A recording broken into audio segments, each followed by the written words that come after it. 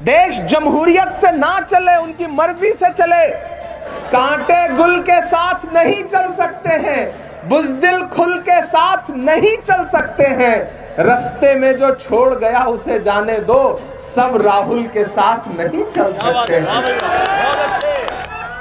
हमने ज़मज़म दिया, आबे गंगा दिया, तुमने भारत को दंगा ही दंगा दिया। पुल टूटा तो ये लगता है क्या कि लड़के हिला रहे थे इसलिए टूट गया। ट्रेन जब भैंस से टकराती है तो भैंस नहीं मरती, ट्रेन का इंजन टूट जाता है।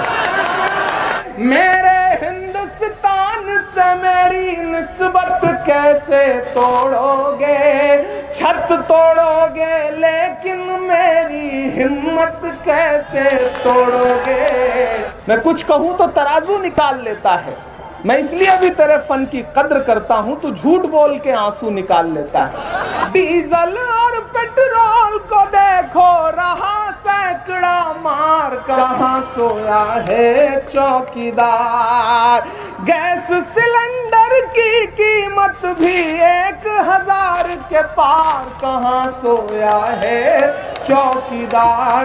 यहाँ पे हिटलर मुसोलिनी सा निजाम तेरा नहीं चलेगा। तुम्हारी जेलों की ऐसी तैसी डराओ मत आजमाइशों से। हर जालिम से टकराएगी वो आंधी बनाऊंगा, नए अंग्रेज आए हैं नया गांधी बनाऊंगा। भाजपा के बाकी दोस्तों के झांसे में मत आइएगा। गुजरात में परिवर्तन होने जा रहा है और इस बार परिवर्तन की आहट बड़ी खामोशी के साथ दिल्ली तक पहुंच रही है।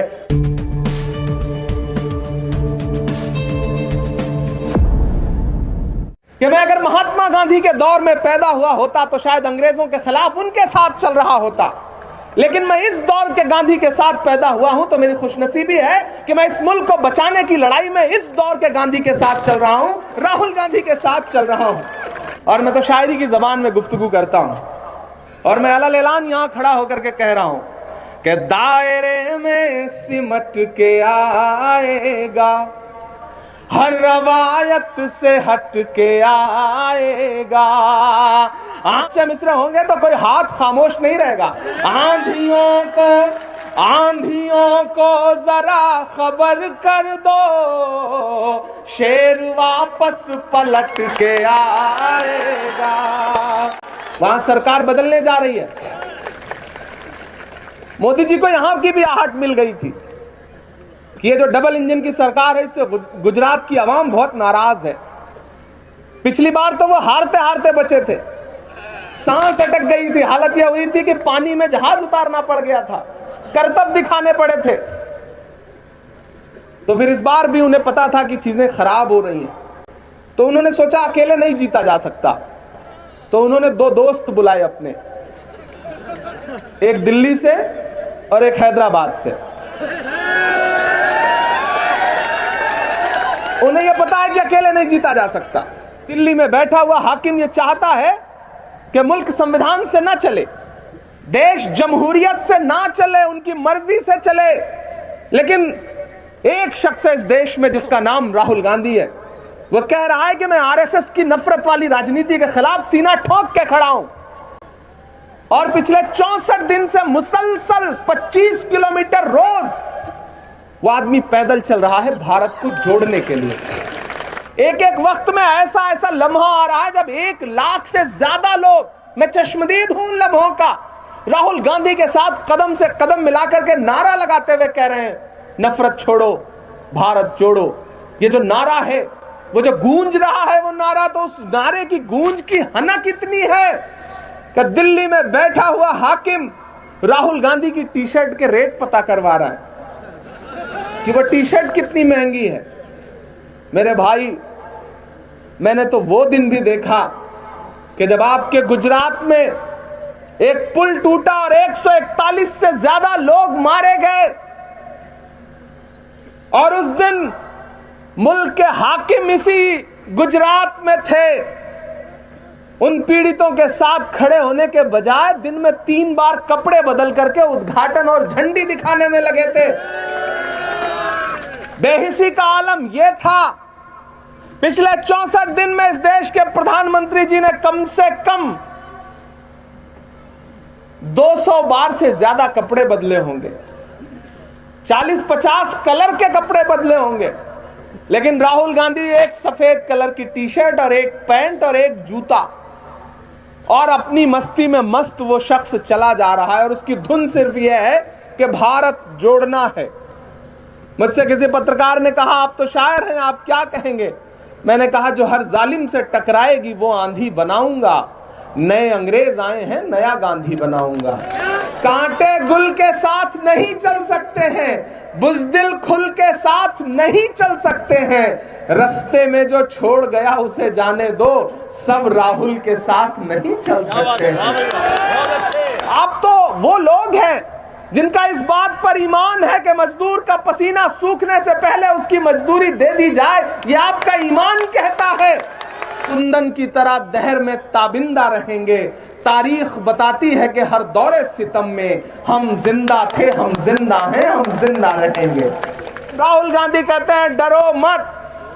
मैं राहुल की बात को आगे बढ़ाते हुए लोगों से यह कहता हूं, मत समझना डराने से डर जाएंगे, अब के सारी हदों से गुजर जाएंगे।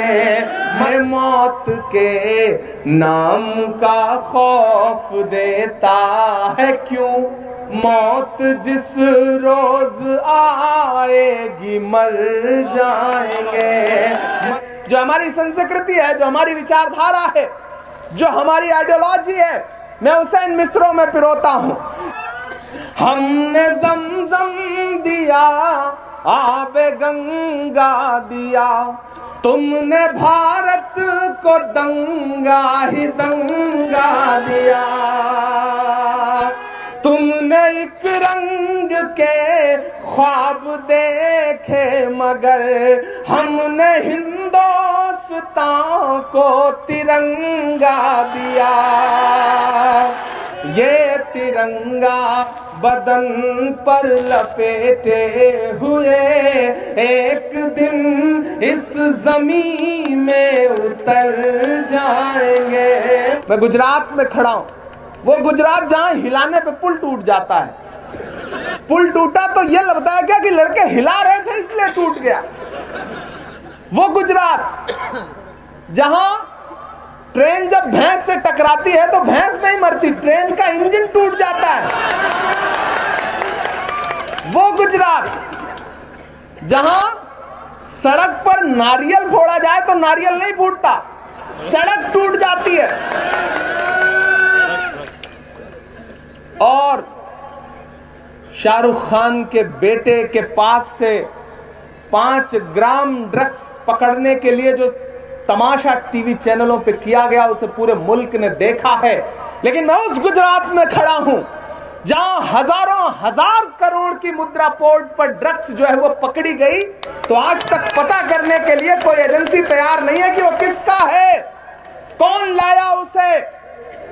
सरकार के किस मुख्यमंत्री और किस मंत्री के दोस्त ने उसे गुजरात में ला करके युवाओं को नशे का आदी बनाने का सपना देखा था। मेरे हिंदुस्तान से मेरी निस्बत कैसे तोड़ोगे, छत तोड़ोगे लेकिन मेरी हिम्मत कैसे तोड़ोगे।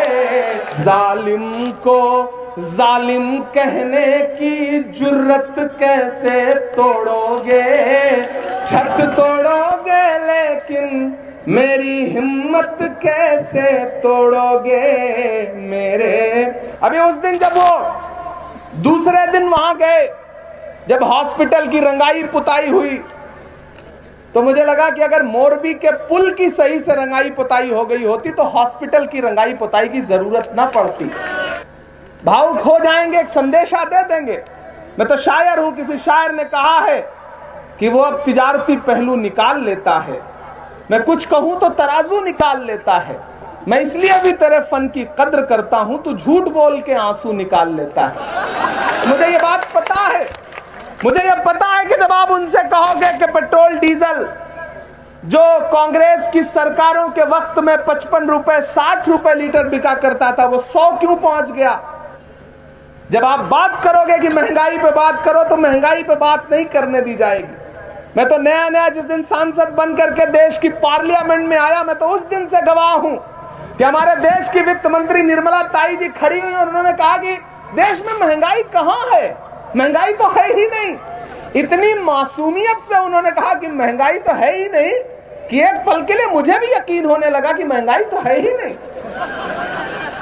फिर मुझे मेरी ही नज्म याद आई कि कहां सोया है चौकीदार, डीजल और पेट्रोल को देखो रहा सैकड़ा मार। कहां सोया है चौकीदार, कहां सोया है चौकीदार। गैस सिलेंडर की कीमत भी 1000 के पार। कहां सोया है चौकीदार, कहां सोया है चौकीदार। पहला बंद पढ़ता हूं कि चाय बेचने वाला पूरा भारत बेच रहा है। सच बोल रहा हूं ना, मैं सच बोल रहा हूं ना कि चाय बेचने वाला पूरा भारत बेच रहा है। इसी काम में हासिल उन्हें महारत बेच रहा है। रेल बिक गई, तेल बिक गया, बिका हवाई अड्डा। रेल बिक गई, तेल बिक गया, बिका हवाई अड्डा। सब कुछ बिकता देख के खुश हैं अपने जेपी नड्डा। जनता महंगाई की मारी करती हाहाकार। कहां सोया है चौकीदार। ये जो आप हाथ देख रहे हैं ना, एक दूसरे का ये जो हाथ हम लोगों ने पकड़ा है ना, अगर ये हाथ आपने और मजबूत कर दिया तो ये हाथ सिर्फ बड़गाम तक महदूद नहीं रहेगा। इस हाथ की ये जो तपिश है और इस हाथ की जो ताकत है, हम इसे पूरे हिंदुस्तान में लेकर के जाएंगे और जो सपना आपने देखा है उसे मजबूत करेंगे, उसे ताकत देंगे और अलल ऐलान ये कहेंगे, आवाम का है, किसान का है, सवाल लोगों की जान का है जो